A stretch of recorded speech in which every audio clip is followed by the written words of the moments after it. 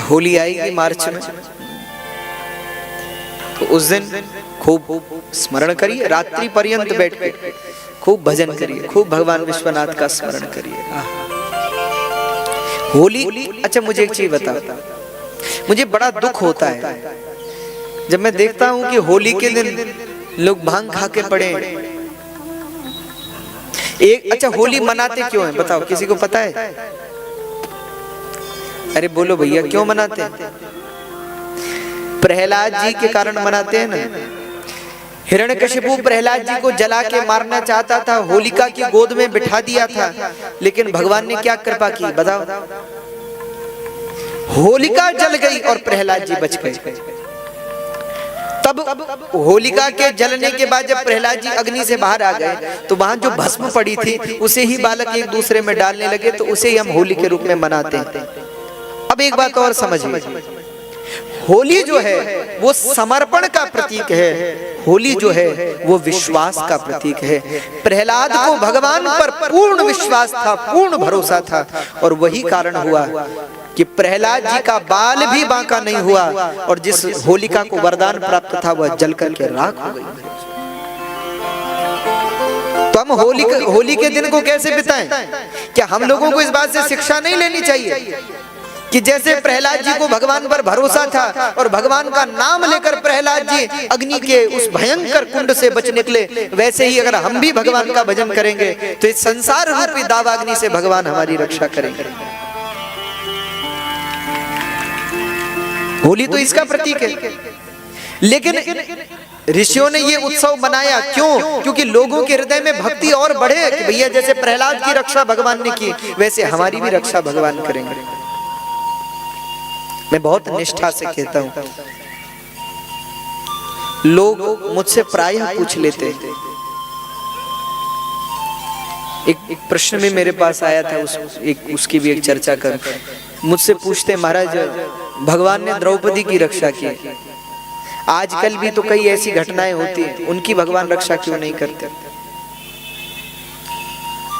कई लोग कहते हैं कि महाराज भगवान ने अर्जुन की रक्षा की, आज भी कई ऐसे जो आज जब कोई किसी ऐसी घटना होती तो भगवान रक्षा क्यों नहीं करते? मुझे एक चीज बताइए, भगवान ने द्रौपदी की रक्षा कब की? बोलो। द्रौपदी सभा में चिल्लाती रही, पुकारती रही, किसको?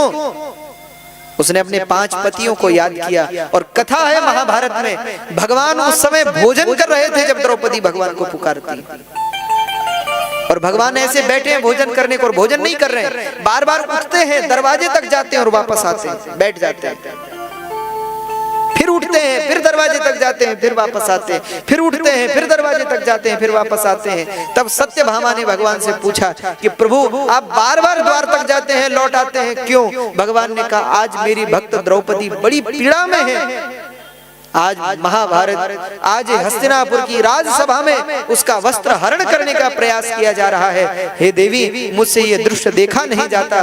तब सत्यभामा जी ने कहा कि फिर आपको जब पता है तो आप जाते क्यों नहीं, आप रुके क्यों हैं? भगवान ने कहा मैं इसलिए रुका हूं क्योंकि वो सबको बुला रही है, मुझे नहीं बुला रही है।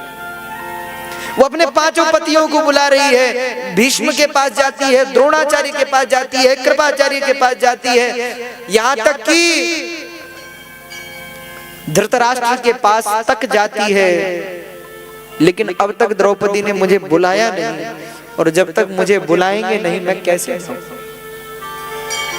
और देख लो भैया, प्रमाण है द्रौपदी ने जब तक संसार को पुकारा तब तक भगवान नहीं गए। जब द्रौपदी निर्बल हो गई और द्रौपदी ने दोनों भुजा उठा करके कहा हे गोविंद अब आप ही मेरे रक्षक हैं और मेरा और इस जगत में कोई मेरी रक्षा करने वाला नहीं है, ऐसा पुकार करके करुण भाव वेदना से द्रौपदी ने आवाज लगाई है, तो भैया भगवान ने एक क्षण नहीं लगाया पहुंचने में, और भगवान ने ऐसी लीला की कि साड़ी बीच नारी है कि नारी बीच साड़ी है, साड़ी की ही नारी है कि नारी की ही साड़ी है, ऐसी लीला भगवान ने की। लेकिन द्रौपदी ने बुलाया भगवान को, द्रौपदी की निष्ठा है।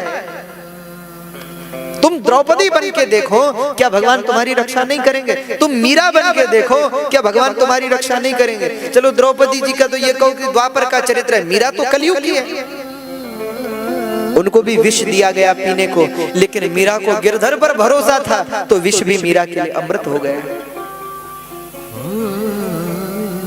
हम चाहते तो हैं कि मीरा की तरह भगवान हमारी रक्षा करें, पर क्या हम मीरा हैं?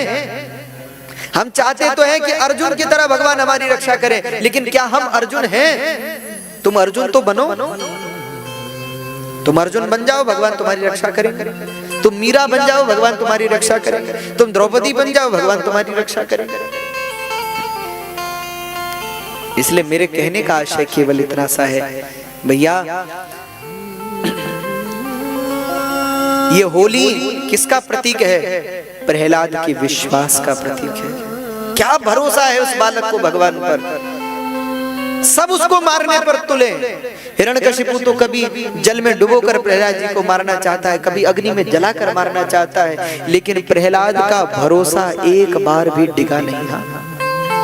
भरी राजसभा में जब हिरण्यकशिपु ने कहा बता कहां है तेरा भगवान, तो प्रहलाद जी ने कहा आपका प्रश्न ही गलत है, ये पूछिए कहां नहीं है भगवान, भगवान सर्वत्र है। तब क्रोध में भरे हिरण्यकशिपु ने कहा कि क्या इस खंबे में तेरा भगवान है? प्रहलाद जी ने कहा हाँ, इस खंबे में मेरा भगवान है।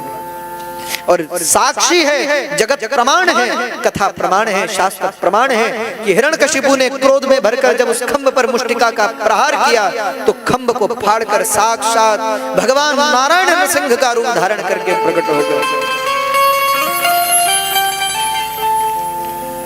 मैं प्रायः सबसे कहता हूं, आज खंभों की कमी नहीं है, आज प्रहलाद की कमी है। आज भी कोई प्रहलाद हो तो भगवान आज भी खंबे से प्रकट हो जाए। भैया प्रहलाद की निष्ठा ने भगवान को बाध्य कर दिया और भगवान को खंबे को पिता बनाकर खंबे से प्रकट होना पड़ा, और उस खंबे से भगवान प्रकट हुए, प्रहलाद की भगवान ने रक्षा की। तो मेरे कहने का आशय केवल इतना है, विश्वास। ये उत्सव, ये त्योहार, ये विश्वास का प्रतीक है। दीपावली